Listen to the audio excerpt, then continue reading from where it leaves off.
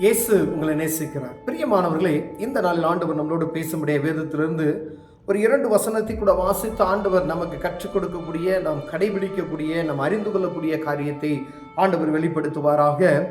அது லூக்காவின் புஸ்தகம் 4வது அதிகாரம் 17, 18வது வசனம் இப்படியாக சொல்லுகிறது. அப்பொழுது ஏசாயா தீர்க்கதரிசியின் புஸ்தகம் அவரிடத்தில் கொடுக்கப்பட்டது. அவர் புஸ்தகத்தை விரித்த போது, கர்த்தருடைய ஆவியானவர் என்மேல் இருக்கிறார், தரித்திரருக்கு சுவிசேஷத்தை பிரசங்கிக்கும்படி என்னை அபிஷேகம் பண்ணினார், இருதயம் நறுங்குண்டவர்களையும் குணமாக்கவும், சிறைப்பட்டவர்களுக்கு விடுதலையையும், குருடருக்கு பார்வையையும் பிரசித்தப்படுத்தவும், நொறுங்குண்டவர்களை விடுதலையாக்கவும், கர்த்தருடைய அனுக்கிரக வருஷத்தை பிரசித்தப்படுத்தவும் என்னை அனுப்பினார் என்று எழுதியிருக்கிற இடத்தை அவர் கண்டு வாசித்து புஸ்தகத்தை சுருட்டி பணிவிடைக்காரனிடத்தில் கொடுத்து உட்கார்ந்தார். பிரியமானவர்களே, ஆண்டவராகிய இயேசு கிறிஸ்து தாம் வளர்ந்த அந்த ஊராகிய நாசரேத்துக்கு அவர் வந்தபோது ஒரு ஓய்வு நாளில் ஜெப ஆலயத்துக்கு கடந்து செல்கிறார். அவரிடத்தில் வேத வாசிப்பு கொடுக்கும்படியே அந்த வேத புத்தகத்தை அவர்கள்ட்ட கொடுக்குறாங்க, பழைய ஏற்பாட்டின் புத்தகத்தை. அப்பொழுது அவர் ஒரு பக்கத்தை எடுத்து வாசிக்கும் பொழுது இந்த வசனத்தை அவர் வாசிக்கிறதை பார்க்க முடிகிறது. ஏசாயா தீர்க்கதரிசியின் புஸ்தகத்திலிருந்து அவர் வாசிக்கிறார்.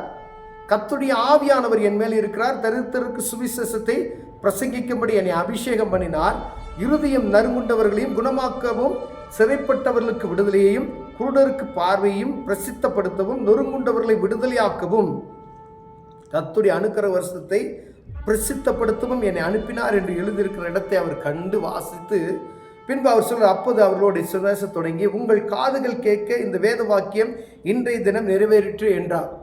இயேசு கிறிஸ்துவை குறித்து அந்த தீர்க்க தரிசனம் அந்நாளிலே அவர் வாசித்து அதை நிறைவேற்றி வைக்கிறார். ஏன்னா அவர் தான் அந்த வசனத்தை அவரே வாசிக்கிறார். இந்த வசனம் இந்நாள் உங்கள் காதுகள் கேட்க அது நிறைவேறிற்று என்று சொன்னார். அதை அவர்களால் புரிந்து கொள்ள முடியவில்லை.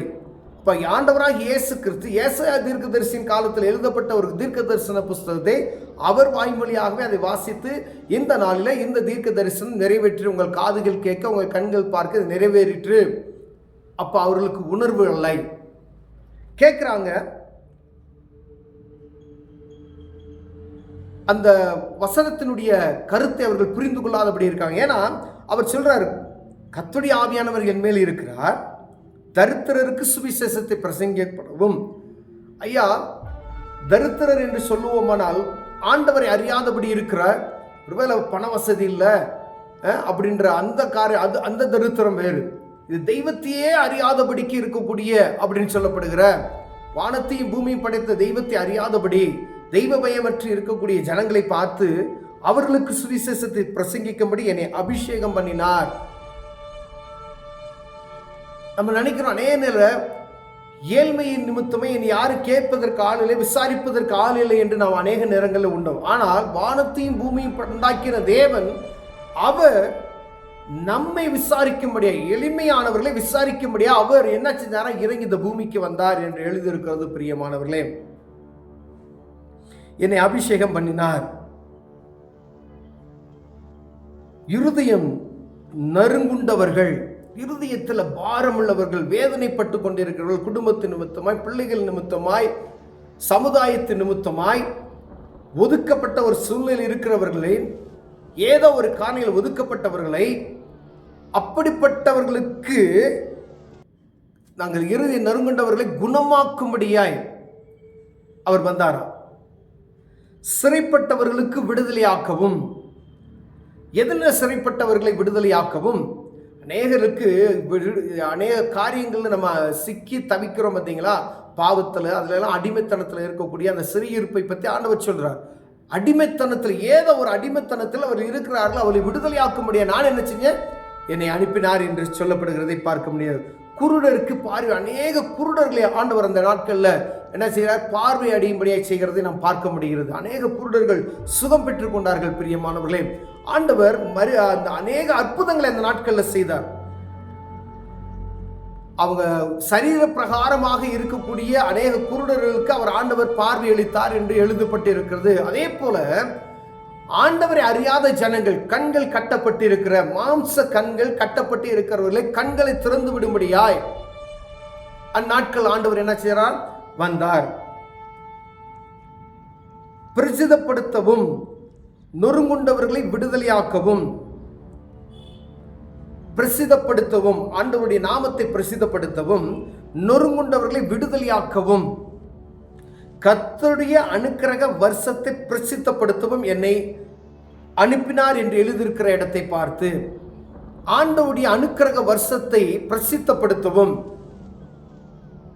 அவர் திரும்பி வரப்போகிறார், அவர் பாவ மன்னிப்பு நிச்சயத்தை கொடுக்கிறார் என்கின்ற இந்த செய்தியை அறிவிக்கும்படியாய் என்னை அனுப்பினார் என்கின்றது எழுதியிருக்கிற வாசித்து இது தீர்க்க தரிசனம் நிறைவேறிற்று என்று சொல்லுகிறதை பார்க்க முடிகிறது. பிரியமானவர்களே, அநேக நேரங்களில் நம்ம என்ன செய்கிறோம்?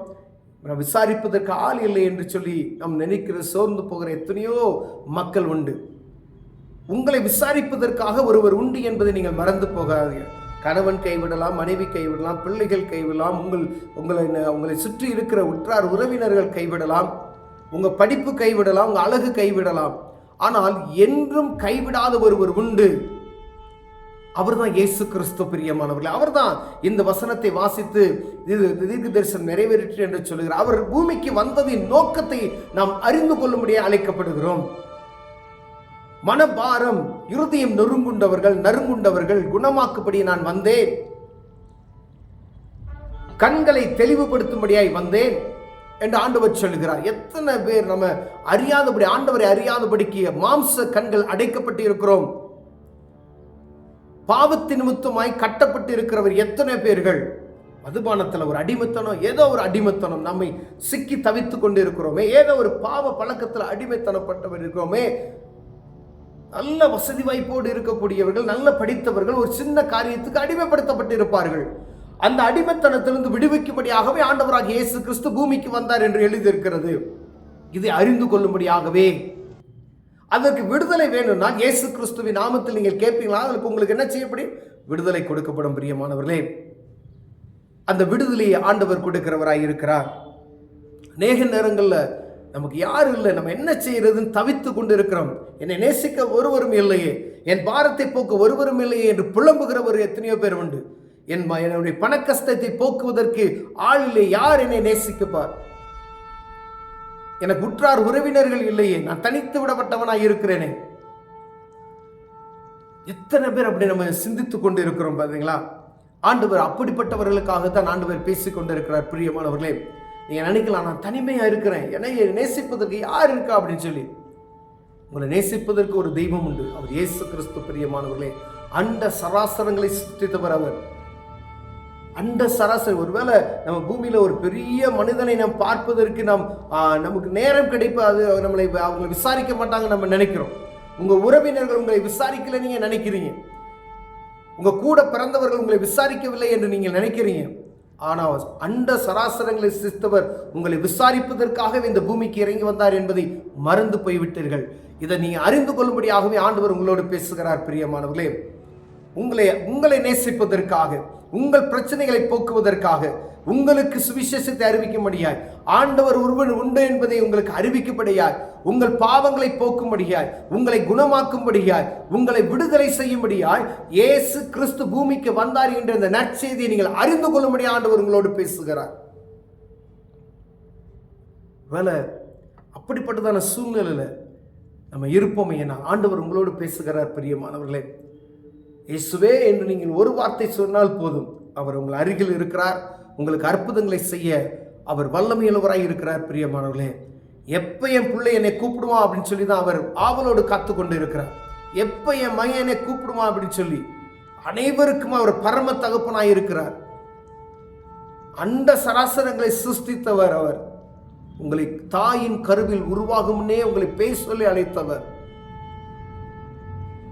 அவர் ஒருவர் உண்டு என்பதை நீங்கள் இருதயத்தில் நீங்கள் நினைப்பீர்களானால், இயேசுவே நோக்கி பாருங்கள் ஒரு வார்த்தை நீங்க சொல்லும் பொழுது அவர் உங்களுக்கு எல்லா கவலைகளையும் மாற்றி போடுவார். பிரியமானவர்களே, உங்களுக்கு சமாதானத்தை கொடுக்க அவர் வல்லமையுள்ளவராக இருக்கிறார். பிரியமானவர்களே, உங்களுக்கு விடுதலை, எந்த காரியத்தில் நீங்க அடிமைப்படுத்தப்பட்டிருக்கோ அந்த காரியத்தை அவருக்கு தெரியப்படுத்துங்க. இதை என்னால விட முடியல, ஆண்டவரே உதவி செய்யுங்க அப்படின்னு நீங்க கேட்பீங்க அப்படின்னா அந்த காரியத்திலிருந்து முற்றிலும் உங்களுக்கு விடுதலை உண்டாகும். பிரியமானவர்களே, இருதயத்துல பாரத்தோடு இருக்கிறீங்களா? அவரை நோக்கி பாருங்க.